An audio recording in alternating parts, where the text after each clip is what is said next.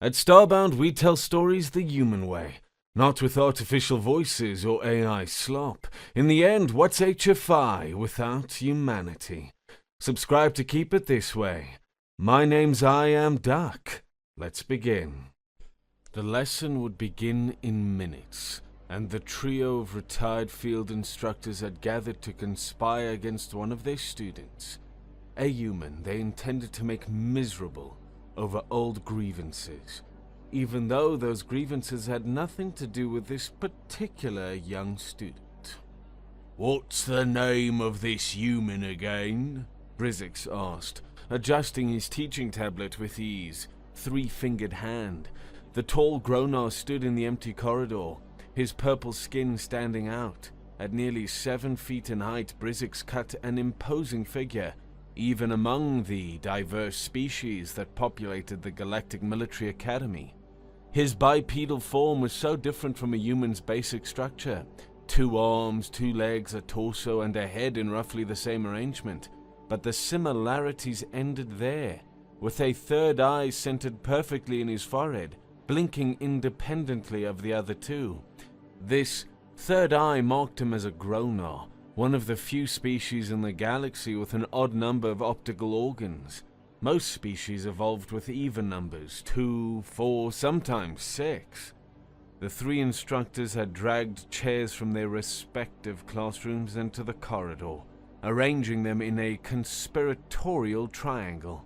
They'd chosen this spot carefully, the junction between 3 wings of the academy, where foot traffic was minimal in the early morning.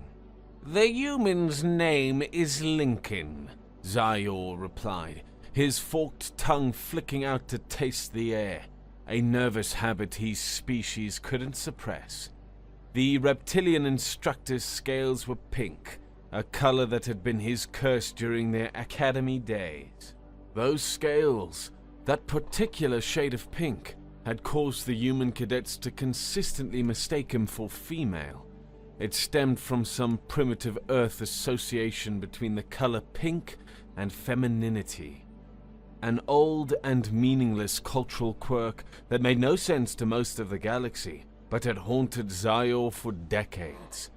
He continued, "Lincoln is quite an unusual name for humans born outside Earth. The colony-born usually give their offspring names that blend with local customs, trying to fit in with whatever world they've settled on. A name like Lincoln suggests this one's parents were Earthborns. Probably means the boy himself was born on Earth, a real Earthborn human, not someone raised in low gravity." Quarry shifted his massive bulk in the chair, which groaned under his weight. The metal frame had never been designed for someone of his proportions, standing at 10 feet tall and weighing close to 400 kilograms. Quarry was a giant even by the standards of his homeworld. The green giant said, "There's nothing special about being Earthborn," he mumbled. "All it means is they can brag about growing up on a planet with nearly 2 times standard gravity. They act like that makes them natural warriors, like higher gravity somehow makes them superior to the rest of us. I've seen Earthborn humans crumble under pressure just like anyone else." Brizzix felt his third eye blink, a involuntary response to emotional stimuli that his species couldn't control. Memories flooded back unbidden. Their own time as cadets walking these same halls, eating in the same mess hall, training in the same combat rings.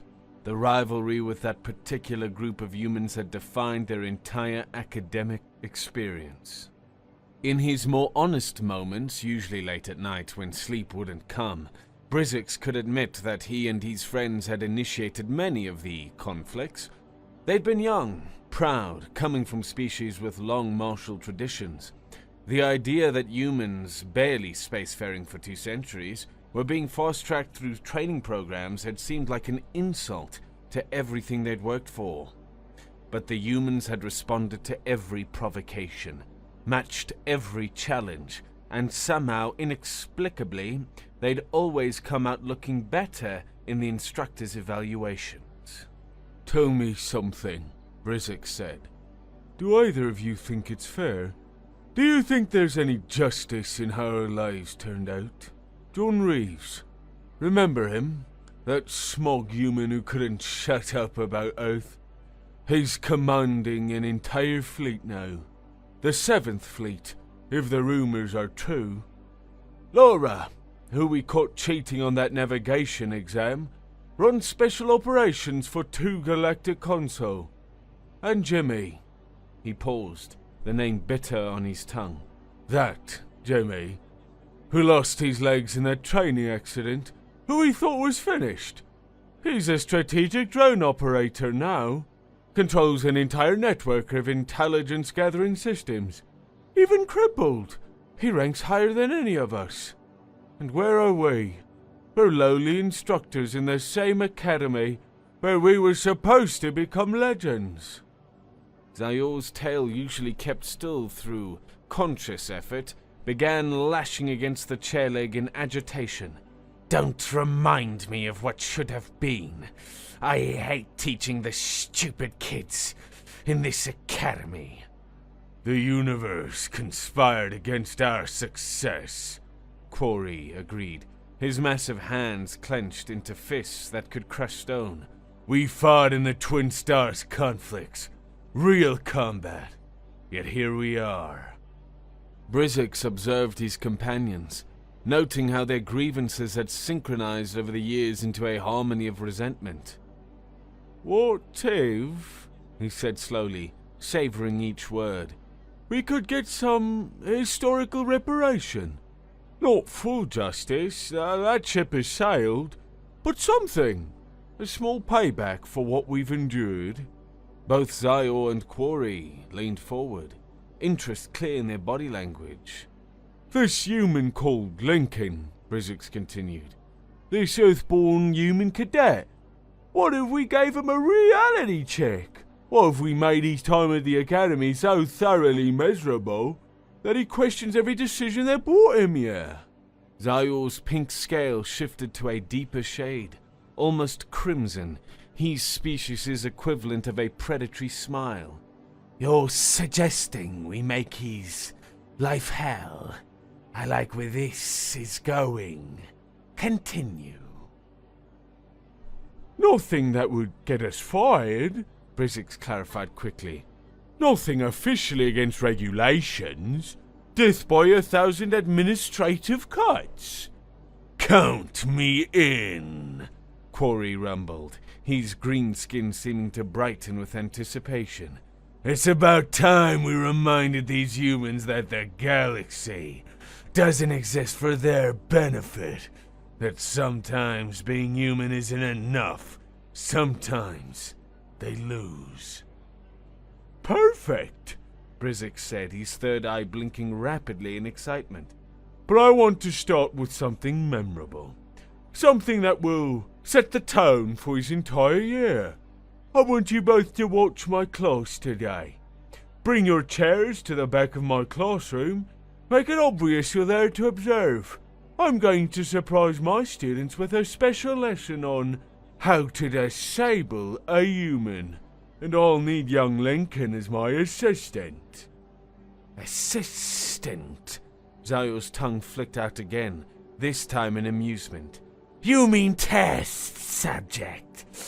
You're going to humiliate him in front of his peers?" "A barely qualified cadet against Brizik's, who's seen real combat." Quarry's laugh was like thunder rolling through mountains. "The boy won't know what hit him." The trio shared a moment of perfect understanding. Their species' different features all showing the same expression of anticipated satisfaction. This wasn't just about one human cadet.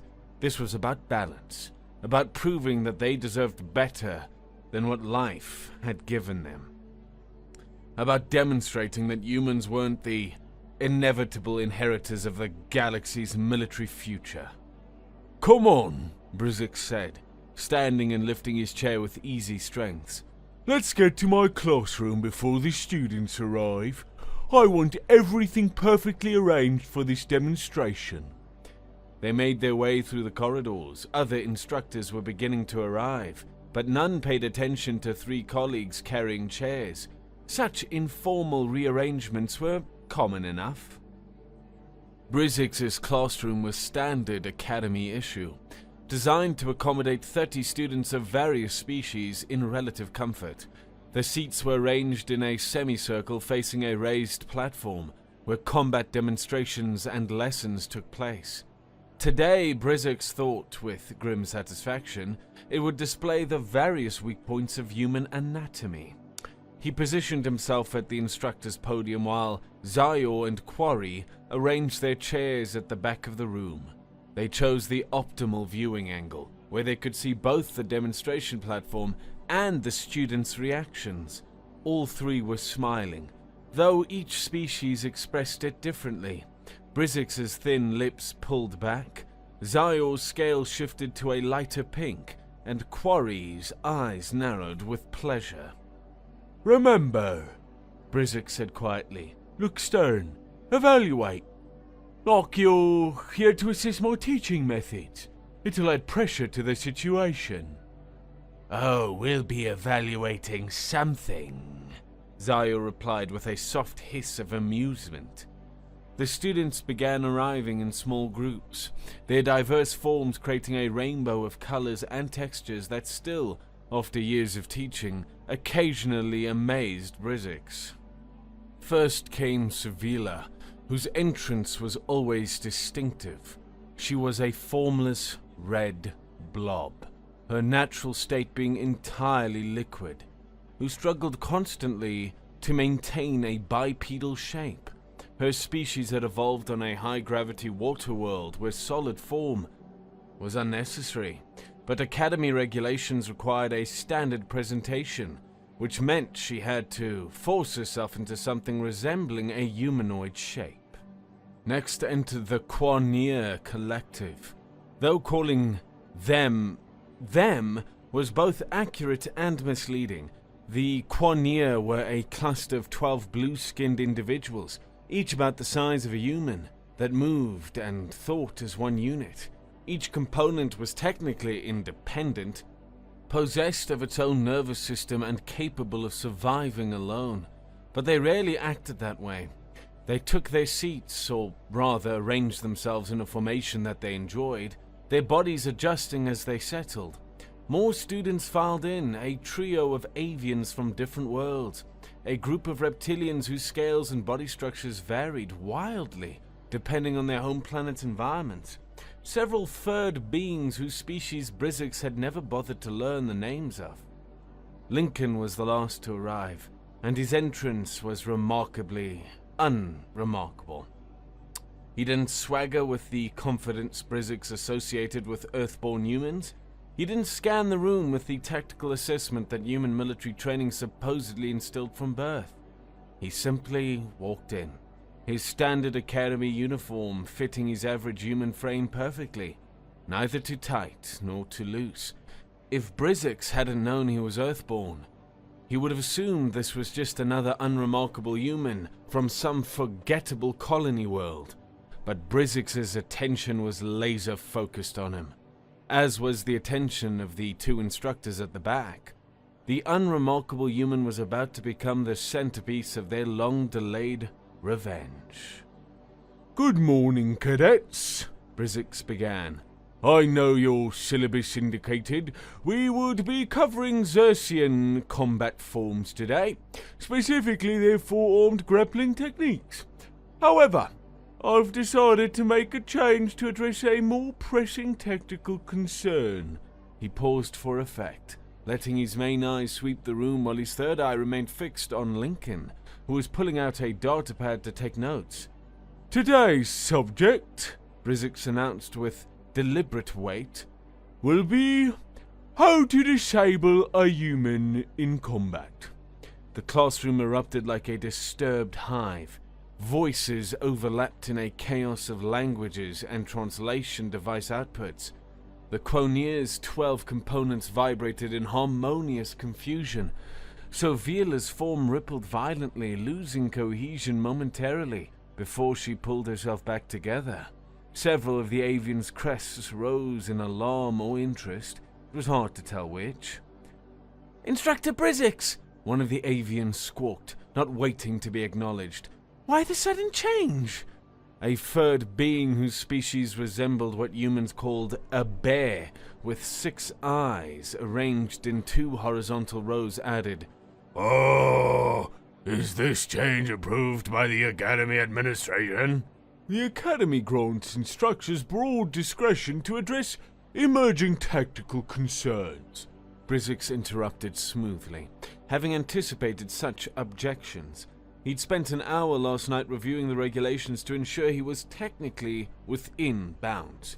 "Recent conflict analysis have shown that human combatants are increasingly common in both Allied and opposition forces. Would you prefer to learn these lessons in a classroom, or discover them when a human pirate has a blade to your throat?" He exchanged a meaningful glance with Zayor and Quarry, who were maintaining stern expressions but whose body language radiated amusement. Throughout this exchange, Brizzix maintained malicious eye contact with Lincoln, waiting for the human to object, to show fear, to demonstrate the arrogance that humans were famous for. But Lincoln remained silent, stylus poised over his data pad, watching with those unremarkable brown eyes that revealed nothing. "What do you think about this change in curriculum, Cadet Lincoln?"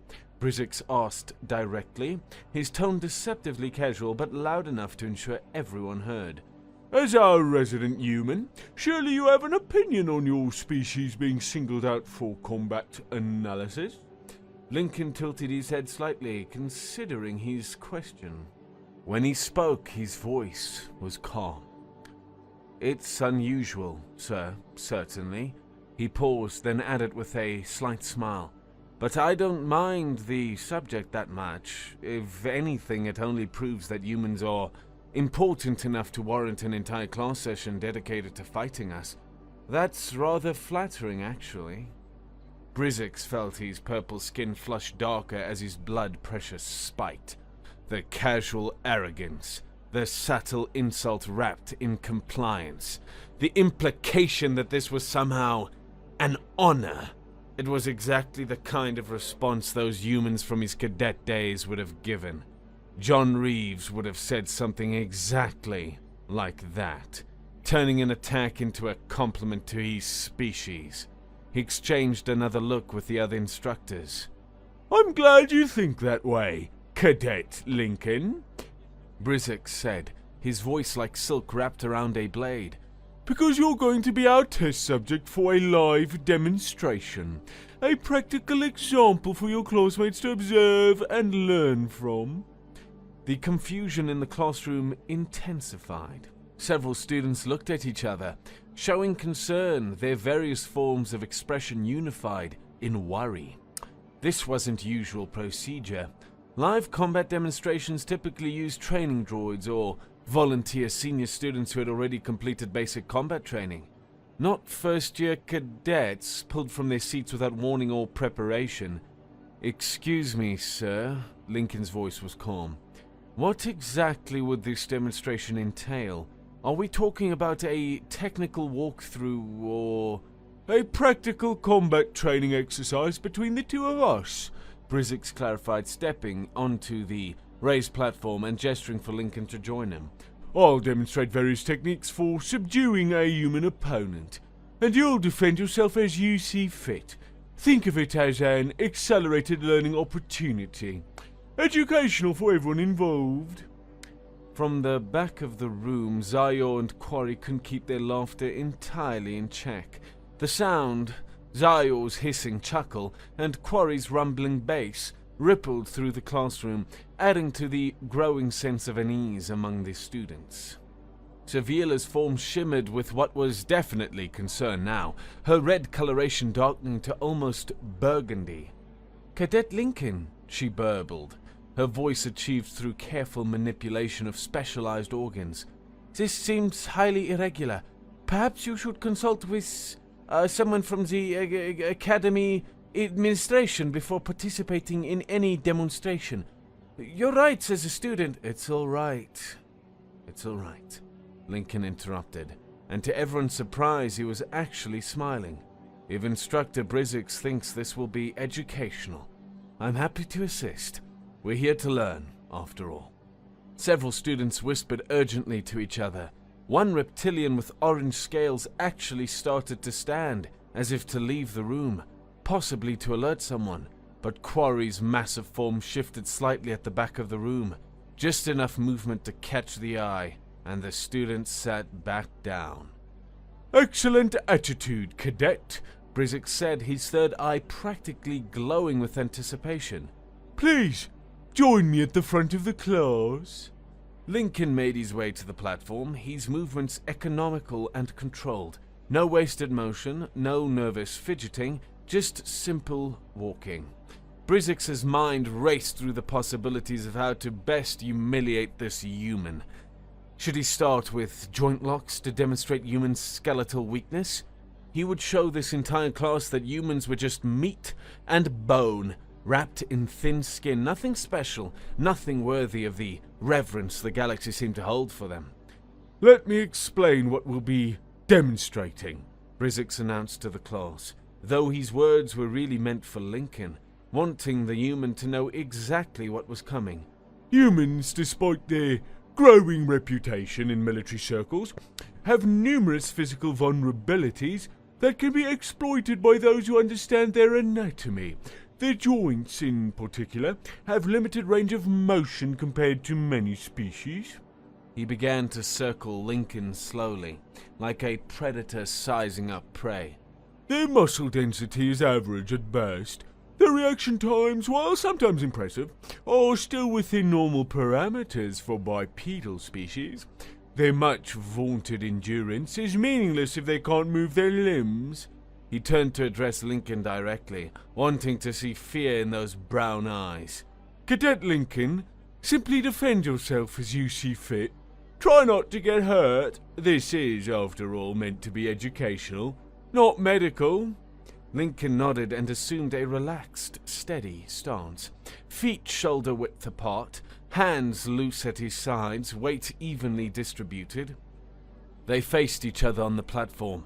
Brizzix, tall and purple, his three eyes focused on the human, muscles coiled and ready, and Lincoln, shorter but steady, his unremarkable appearance somehow making him seem even more vulnerable in comparison.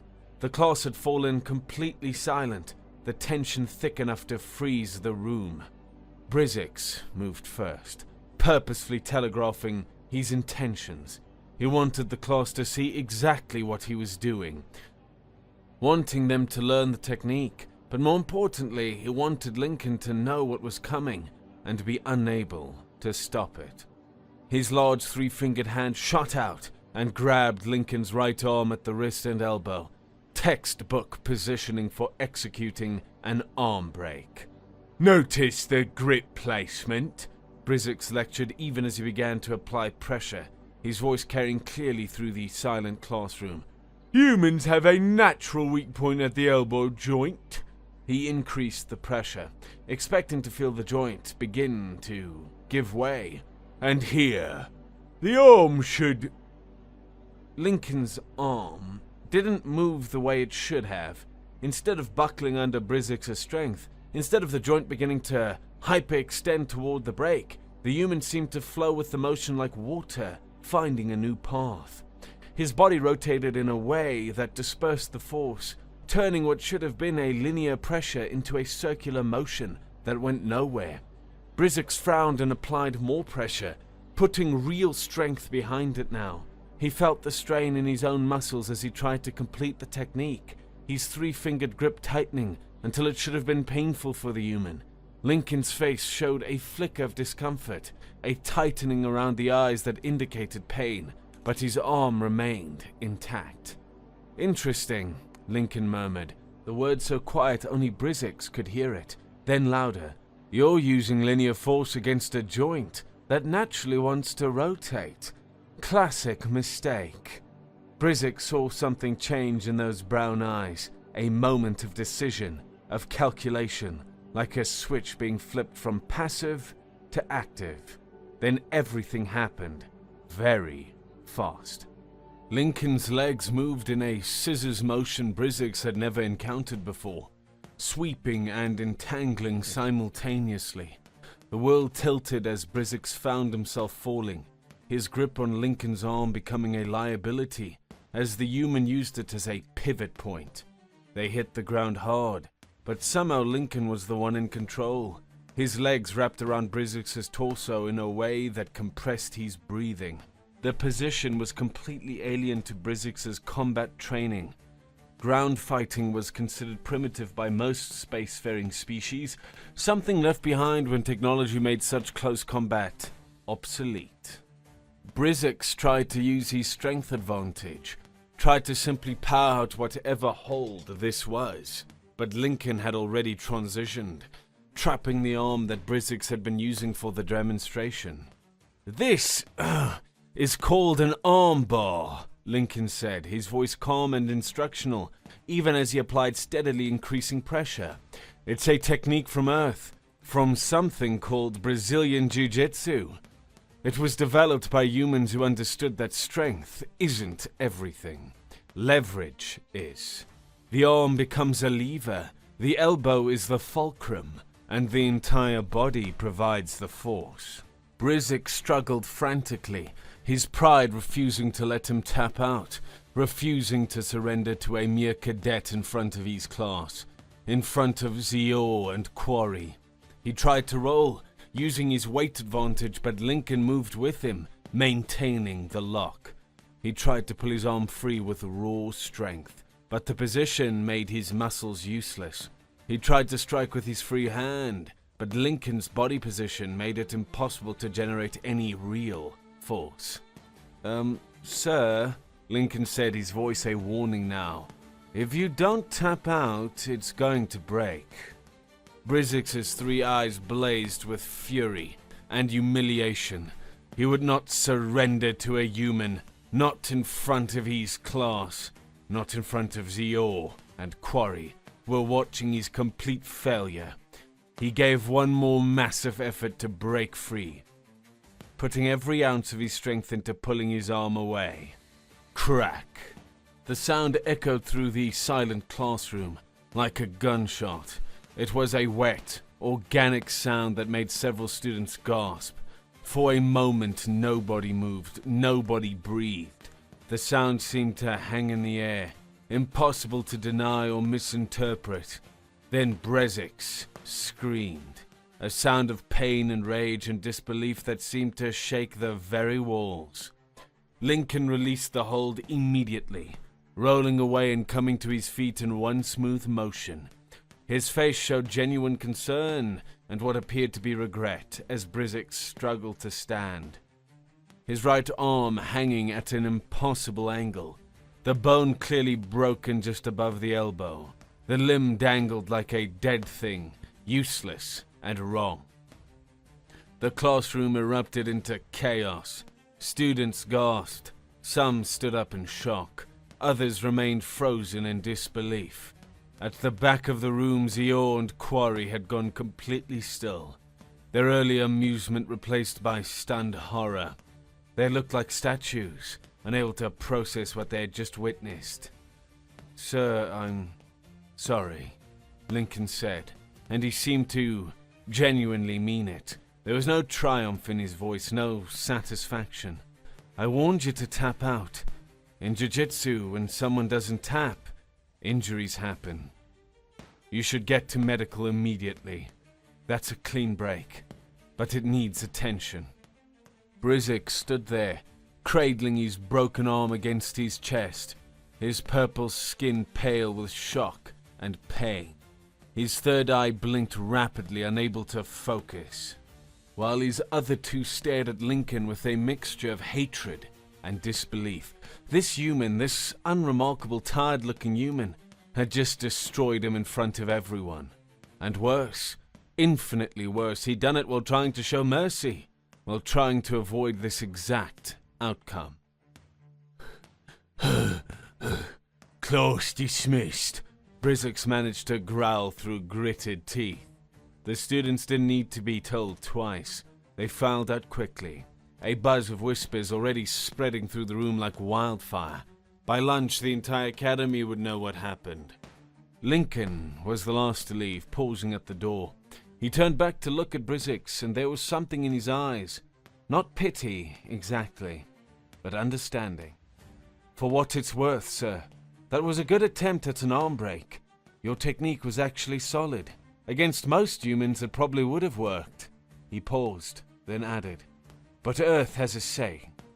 Everyone has a plan until they get punched in the mouth. Or in this case, until they meet someone who actually knows how to fight. Then he was gone, leaving Brizzix with his broken arm, his shattered pride, and the devastating realization that everything he thought he knew about humans might be wrong. 2 hours had passed since the incident in the classroom, and the medical department had become a refuge of sorts for the three conspirators. Though refuge implied safety and comfort, neither of which were present. Brizzix lay on a medical bed, his arm encased in a bone regeneration field. The technology was impressive. Nanomedical bots were rebuilding his bone structure molecule by molecule, and the arm would be fully functional within a few days. But there was no technology in the galaxy that could repair his reputation as quickly. Zior paced back and forth across the medical bay, his pink scale shifting through various shades of agitation. His tail, usually kept under strict control, lashed wildly behind him, occasionally knocking against medical equipment. This is a complete disaster. The entire academy knows by now. I've already heard 3 different versions of the story, each more embarrassing than the last. In one version, you are crying. By tomorrow, their stories will have you losing to him blindfolded, with one hand behind his back. We weren't to know, Quarry rumbled from where he sat, his massive frame making the reinforced medical chair look like it belonged in a children's ward. The chair creaked ominously every time he shifted. You're a grown-ar, Brizzix. You have 3 times the muscle density of a human. Your bones are denser, your reaction times are comparable. On paper, you should have destroyed him. On paper, Brizzix groaned from the bed, the words bitter in his mouth. On paper, we should all be fleet commanders by now. He did something, Brizzix insisted, trying to salvage some dignity from the situation. Some kind of technique I've never encountered. It doesn't matter what he did, Zior hissed. What matters is that everyone saw it. A first-year cadet, a human first-year cadet, broke an instructor's arm in a demonstration that was supposed to show human weakness. We look like fools. He looks like a fool, Quarry corrected. This is Brizzix's humiliation. We were just watching. Oh, shut up! Brizzix groaned from the bed, adjusting the regeneration field to reduce the itching sensation as his bone rebuilt itself. You were both laughing, encouraging this. You're accomplices in this disaster. We're all in this together, whether you like it or not. The door to the medical bay suddenly burst open with enough force to dent the wall behind it. All 3 instructors jumped, or in Brizzix's case tried to jump and succeeded only in sending a spike of pain through his healing arm. Commander Vezek stood in the doorway, and the temperature in the room seemed to drop by several degrees. She was compact for a reptilian, perhaps 5.5 feet tall, her black scales so dark they seemed to absorb all the medical bay's bright lighting. The Sazi were not a physically imposing species.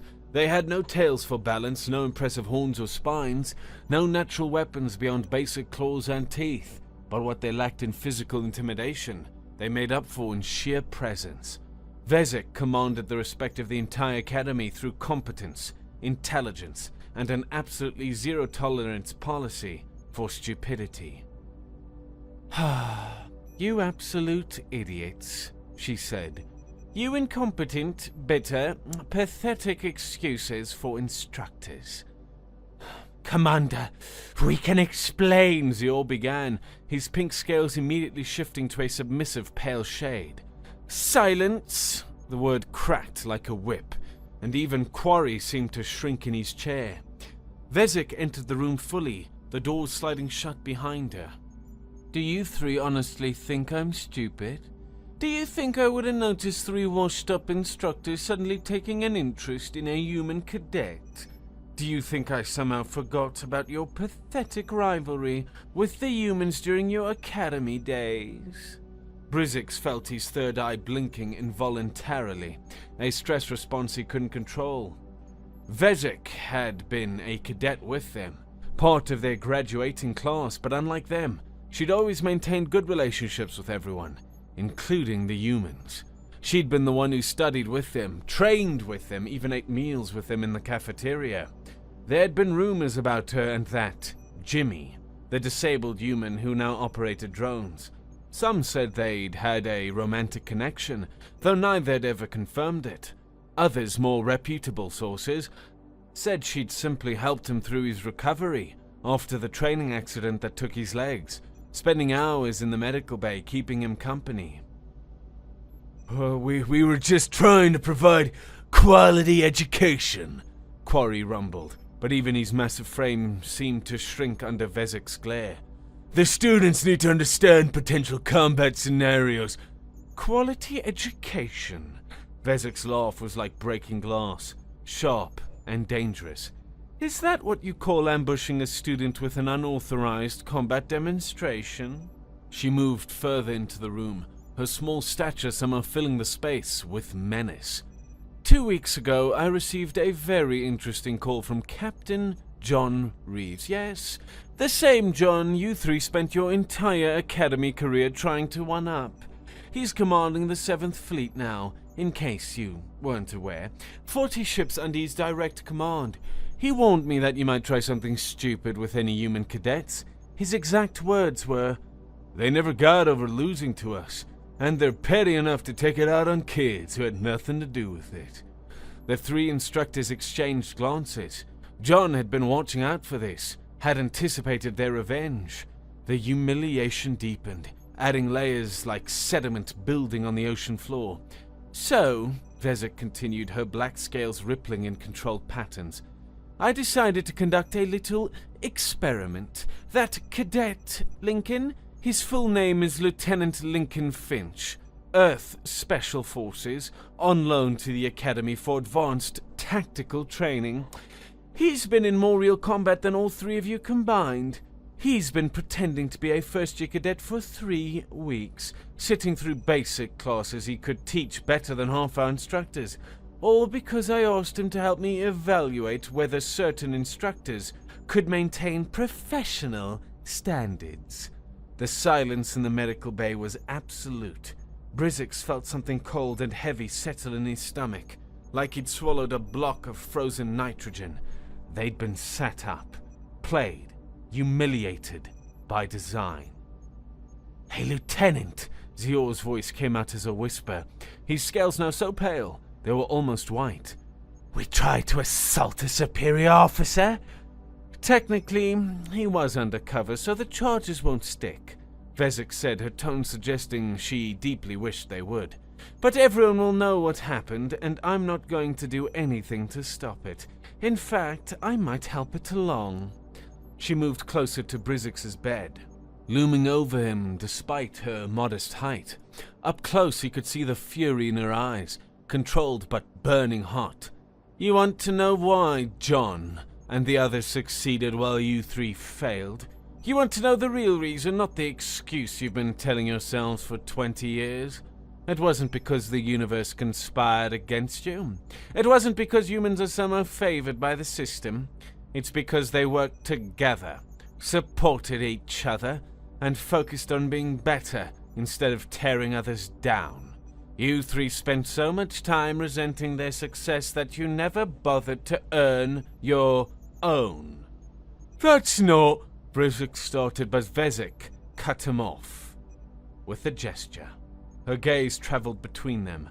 "I won't fire the three of you here, but I think you should think about that while you're deciding whether to resign." She didn't look behind after that. The door slid shut behind her, leaving the three instructors alone with their shame. The medical bay felt smaller somehow, as if the weight of their collective failure had compressed the very air around them. The truth of it settled over them like a burial shroud. Tomorrow they would have to make their decisions about resigning. Tomorrow they would have to face the consequences of their actions. But today, in this moment, in this medical bay, three failed officers finally faced the truth they'd been running from for 20 years. They were exactly what they'd always feared being: forgettable footnotes in other people's success stories, bitter reminders of what happened when resentment replaced ambition, when blame replaced growth, when the past became more important than the future.